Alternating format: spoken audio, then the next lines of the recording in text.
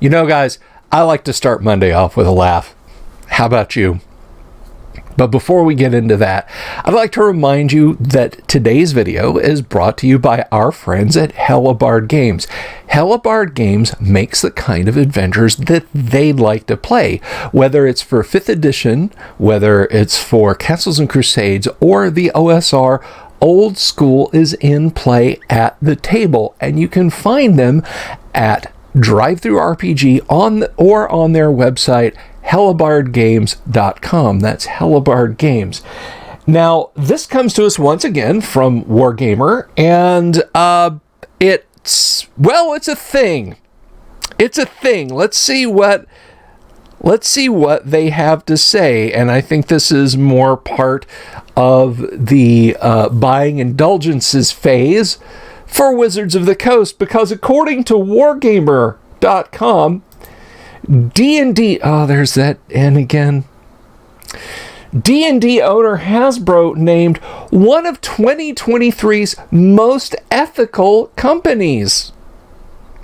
Let's see what they mean. Toy manufacturer and D&D and Magic the Gathering owner Hasbro has been named one of the most ethical companies for the 12th year running, according to Ethisphere. And even this elven girl playing a lute while she's talking to a fairy can't help but laugh at the notion. Let's continue. This is from Matt Bassell, and of course I'll link this article below in the description so you can check it out for yourself. Toy seller and parent company of Wizards of the Coast, Hasbro, has been named one of 2023's most ethical companies. Ethisphere, a business that measures corporate ethical standards, has put Hasbro on its list of 135 most ethical companies recognized for their unwavering commitment to business integrity. In its 12th year in a row that Hasbro has been featured since Ethisphere started its awards in 2007.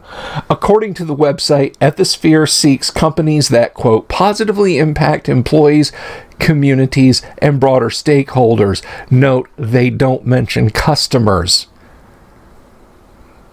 They don't mention consumers. They don't mention people who actually pay their salaries. It measures them on 200 data points, including culture, diversity, governance, and environmental and social practices.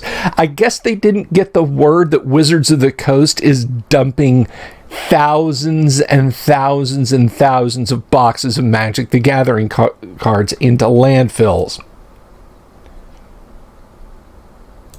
Hasbro is among only 4 companies to be included from the consumer products sector, featured alongside Kimberly-Clark, Firmenich, and Colgate. I think that's supposed to be Kimberly-Clark. Maybe it is Kimberly-Clack. You guys will have to let me know. And then there's a little chart there explaining things.